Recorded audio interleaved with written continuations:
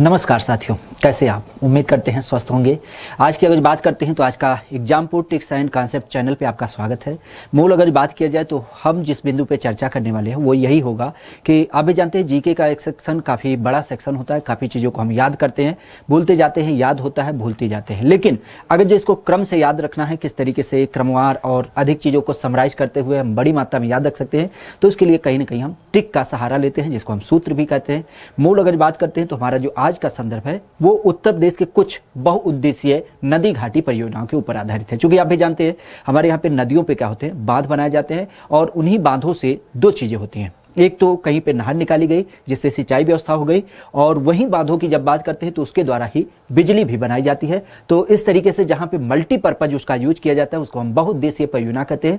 अब इसके अंतर्गत जब बात करते हैं तो हमारे प्रदेश में कौन कौन सी ऐसी बहुउद्देशीय परियोजनाएं हैं, तो उसको याद रखने के लिए आप एक सूत्र या फिर एक ट्रिक की सहारा ले सकते हैं, जिसमें दे रखा है कि राम की माता उनके बाण से रिसा गई। बड़ा सामान्य सा शब्द है। राम, भगवान राम की जब बात करते हैं और आप जानते हैं कि धनुष बाण यूज ही करते थे, तो उस कंडीशन में याद रखेगा कि राम की माता उनके बाण से रिसा गई। रिसा मतलब एक तरीके से नाराज होने वाली कंडीशन। अरे भैया, अपने में देखा ही होगा, काफी जब रात में मनाते हो तो गुस्सा हो जाती है कि ना हो जाती है। तो वही बात हो रही है कि यहाँ पे भी क्या हो गई, वो रिसा गई। मूलतः अगर जो इसकी बात करते हैं तो यहाँ पे क्या क्या होगा, तो राम से अगर बात करते हैं तो ध्यान रखिएगा जो राम नाम है उसके द्वारा आपका जो परियोजना का नाम निकल के आएगा वो हो जाएगा राम गंगा परियोजना। ठीक है, क्या नाम हो जाएगा? राम गंगा परियोजना। और इसकी अगर बात करते हैं तो ये सामान्य ध्यान रखिएगा कि ये जो स्थित है वो आपकी राम गंगा नदी के ऊपर आधारित है। ठीक है, किसके ऊपर आधारित है? राम गंगा परियोजना आपके राम गंगा नदी के ऊपर आधारित है। ठीक है, इसके अलावा अगर बात करते हैं तो माता, और माता आपने काफी बार सुना होगा, माता टीला बांध। ठीक है, और माता टीला बांध की अगर बात करते हैं, सामान्य इसको हम एक अन्य नाम से भी जानते हैं, रानी लक्ष्मीबाई बांध। और इसकी जब बात करते हैं तो ये आपका आधारित है बेतवा नदी के ऊपर। किसके ऊपर आधारित है? ये जो है ये आपका बेतवा नदी के ऊपर आपको देखने को मिलता है। इसके साथ ही अगर बात करते हैं तो तीसरा क्रम आपका बाण सागर परियोजना। क्या नाम है?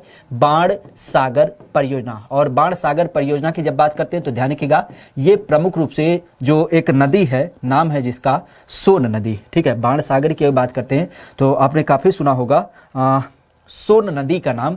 तो उसी सोन नदी के ऊपर आधारित क्या है, ये आपकी बाण सागर परियोजना प्रमुख रूप से आपको देखने मिलती है। ठीक है, इसके अलावा अगर बात करते हैं तो रिसा, रिसा में दो शब्द है, एक है आपका रिहंद परियोजना।